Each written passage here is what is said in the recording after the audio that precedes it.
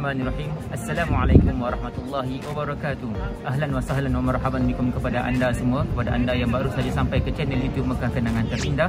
Saya Muhammad Syahrudin bin Syahri. Kepada anda yang telah subscribe channel YouTube Mekah Kenangan Terindah, syukran jazakumullah khairan kathiran. Video kali ini saya ingin berkongsikan kepada anda pengalaman jemaah dari Indonesia yang telah mengerjakan ibadah umrah pada tahun 2021 sebagai umrah norma baru. Jadi tanpa membuang masa, jom kita tengok video ini.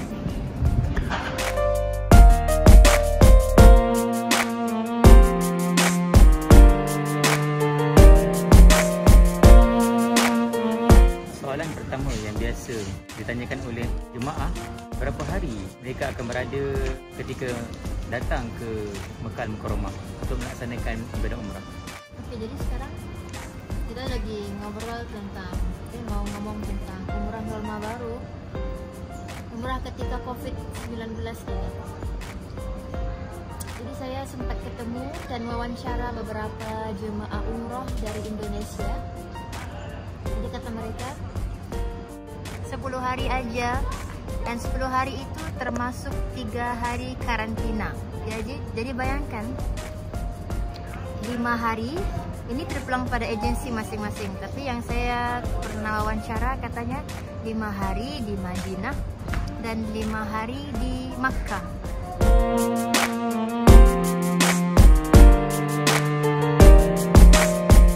Jadi misalnya kalau mereka sampai di Makkah dulu, memasuki Makkah dulu, karantina 3 hari harus di Makkah. Kemudian selesaikan beberapa hari di Makkah, mungkin lagi 2 hari, lagi 3 hari, dan bakinya di Madinah. Ataupun kalau jemaah yang saya ketemu, mereka rata-rata dari Indonesia turun di Madinah dulu, jadi karantinanya di Madinah dan selama 3 hari di Madinah di hotel. Kemudian setelah 3 hari akan dites PCR, PCR test, yaitu swab test.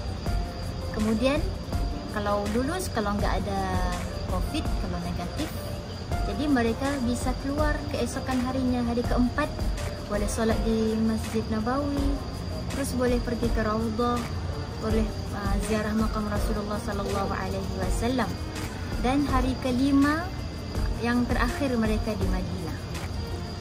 Seterusnya mereka akan terus berangkat ke Makkah. Jadi baki 5 hari itu di Makkah. Sampai-sampainya di Makkah langsung umroh, ya. Terus hari ke-6, ke-7, ke-8, 9, dan hari yang terakhir semuanya hanya sholat di Masjidil Haram aja. Jadi begitulah 10 hari mereka di sini, nggak boleh berziarah, nggak boleh kemana-mana gitu. Jadi hanya fokus cuman 10 hari itu gitulah.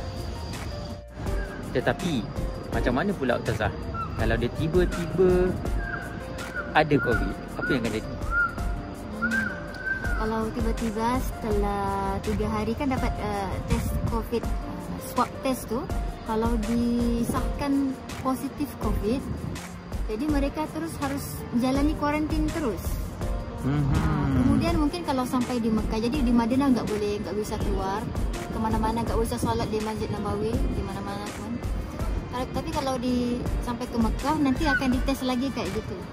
Dites lagi, kalau tiba-tiba negatif, ya nasib lah. Tapi kalau kebiasaannya akan terus di hotel sampai pulang, nggak boleh apa-apa. Oh, begitu. Maknanya dia tengok rezeki lah. Kalau ada COVID, dia mungkin adakan tes sekali lagi. Kalau ada rezeki, kalau dia dah negatif, maknanya dia ada peluang untuk mengerjakan ibadah umrah. Kalau dia positif, wallahu a'lam bissawab, itu rezeki daripada Allah Subhanahu Wa Taala. Kita kena redha dengan takdir Allah Subhanahu Wa Taala.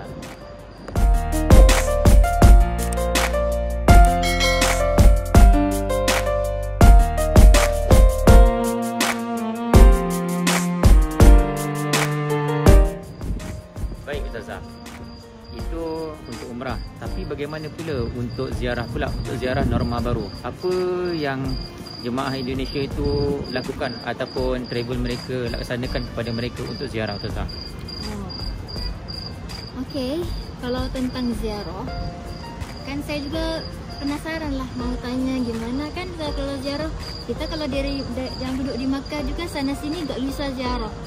Kalau di Jabal Sur, Jabal Nur tuh ditutup kan. Terus jadi saya tanya, katanya ya harus siap, memang nggak ada ziarah Ustaz, nggak ada ziarah sama sekali. Jadi kalau datang ke sini tuh ketika umrah musim Covid norma baru tuh, emang hanya datang sini untuk sholat di Masjidil Nabawi, terus Masjidil Haram, terus umrah, Raudhah, itu aja. Ziarah Nabi Muhammad SAW. Jadi maknanya mereka tidak berpeluang untuk ziarah. Nggak ada ziarah Madinah, nggak ada ziarah Mekah kan, melainkan kalau mereka ada kenalan-kenalan, terus itu diam-diam lah. Tapi bukan dari travel, nggak boleh dengan bis, semuanya nggak boleh. Jadi harus pulang pergi ke masjid aja untuk sholat.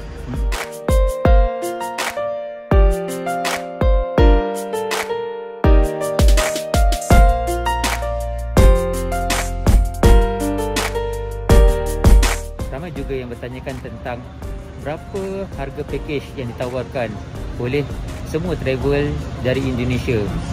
Jadi untuk kepastian, kita boleh tanya dengan Ustazah sendiri yang telah menemu ramah jemaah umrah tersebut. Yes, okay. Soalan yang bagus, yang patut semua tahu jugalah. Ya. Kalau yang kata mereka kan, kalau sebelum Covid kebiasaannya harga umrah tuh dalam 20 juta ya, 20 juta rupiah hingga 25 juta. Berapa tu agak-agaknya kalau dalam duit ringgit Malaysia tu? Kalau duit rial kan, kalau ringgit Malaysia tu sekitar 7,000-an ringgit Malaysia. Tapi kalau waktu Covid ini 35 juta rupiah. 35 juta rupiah tu anggaran sekitar 10,000 ringgit Malaysia. Itu yang jadi memang betul-betul mahal tu Zah ya, ataupun dia macam hampir-hampir double harga dia. Betul. Terus jadi, katanya memang karena hotelnya, karena karantina juga itu termasuk loh. Kan karantina, terus ya makanan dan sebagainya. Walaupun nggak ada ziarah pesawat itu memang. Ya. Jadi memang betul-betul harganya lebih mahal daripada harga kebiasaan. Jadi kepada anda semua, jadi harus berfikir sama ada umrah Covid ataupun norma baru berbalai ataupun tidak, itu anda sendiri yang membuat pilihan.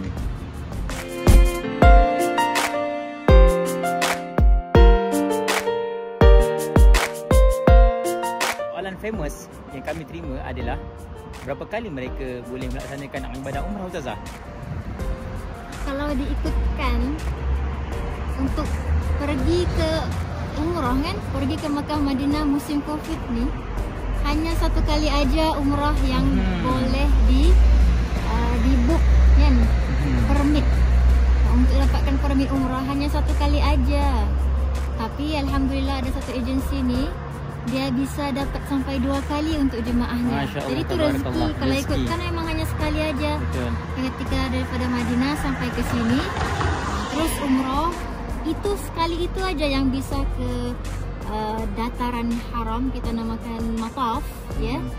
Bisa tawaf, bisa salat di situ ataupun ya di situ, itu sekali aja. Terus yang lainnya hanya berada di tingkat 2 ya kayak untuk salat jemaah, salat 5 waktu.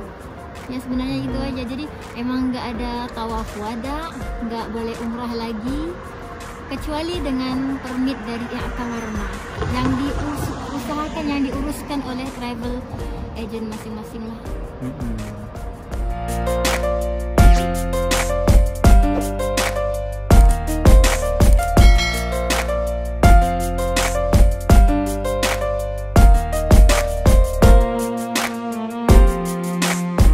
Lain daripada ibadah umrah, apa lagi aktiviti yang mereka boleh lakukan Ustazah? Selain daripada umrah, selain daripada solat, apa lagi yang mereka boleh lakukan ketika berada di Makkah Al-Mukarramah ataupun di Madinatul Munawwarah? Ya, kalau kita fikir memang nggak ada ziarah, nggak ada apa-apa, kayaknya nggak ada apa-apa gitu yang bisa dilakukan. Terus sebenarnya kalau mereka di sini, kalau mau rebut peluang berada di tanah suci Makkah dan Madinah, itu hatta kita di kamar sendiri pun kalau kita berzikir, bersolawat. Terus kita bikin banyak manfaat di sini kayak bersedekah dan sebagainya, amal-amal itu semua bisa dilipat gandakan pahala ya karena berada di haram. Jadi sungguh pun kita nggak ada ziarah tuh kalau anda nanti bakalan pergi umrah waktu musim COVID begini. Jadi ya kita udah tahu udah nggak ada ziarah, nggak apa-apa. Tapi kita lakukan amalan-amalan yang lain tuh, banyakkan bersedekah, terus kan banyakkan berzikir, membaca Al-Quran. Waktu sholat jangan sholat di kamar aja. Udah dekat sini, udah pernah ada 7 hari aja, 5 hari di Madinah, 2 hari di 2 hari di Madinah, 5 hari di Makkah. Jadi setiap waktu tuh sholat kan. Emang rebutlah peluang. Sungguh pun dapat hanya 1 kali umrah, 1 kali raudhah, 1 kali ziarah makam Nabi Muhammad Sallallahu Alaihi Wasallam. Jadi ya rebut aja peluang, ya Allah, nggak ada yang sia-sia di sini.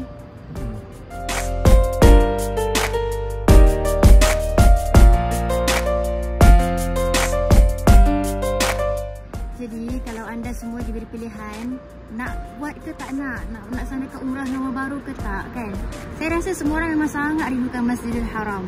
Anda mesti nak pergi ke Masjidil Haram. Memang saya rasa anda pun jenis tak kisahlah berapa pun kena bayar, tak kisah kos, tak kisah kalau kena umrah sekali pun, ziarah makam ke raudhah, anda tak kisah semua tu kan. Kalau memang itu yang ada dalam mindset anda, jadi datanglah kan. Lepaskanlah rindu, walaupun hanya 7 hari kita dapat lihat Mekah, Madinah, Masjidil Haram, Masjid Nabawi. Tapi saya rasa suasana tu memang cukup memuaskan bagi siapa yang dah nak sangat pergi ke Masjidil Haram, ke Masjid Nabawi ni semua, maka anda sahutlah. Okey, dan saya pasti anda tak akan rasa rugi walaupun berapa yang anda spend kalau anda memang dah bersedia dari segi mental, fizikal, kewangan semua. Sebab apa yang anda dapat sekarang ni, lagi-lagi untuk yang dah pernah pergi sebelum-sebelum ni, bukanlah yang kali pertama. Perbezaan yang anda bakal rasa adalah ketenangan. Memang tak adalah tolak-tolak lagi, asalkan semua dah tak ada. Okey, jadi memang dapat ibadah dalam keadaan sangat tenang. Sekiranya anda diberi peluang untuk melaksanakan ibadah umrah norma baru, sahutlah. Mana-mana ada kelebihan, umrah yang sebelumnya ataupun umrah norma baru akan ada kelebihan dan ada kekurangannya. Saya pasti sekiranya anda melaksanakan ibadah umrah norma baru ini, akan ada perbezaan seperti umrah sebelumnya. Ketenangan, kedamaian, sistematik, teratur dan sebagainya. InsyaAllah Allah SWT akan memberi pilihan yang terbaik untuk anda. Jadi jangan lepaskan peluang sekiranya anda ditakdirkan untuk menjadi insan yang terpilih pada tahun 2021 ataupun yang seterusnya.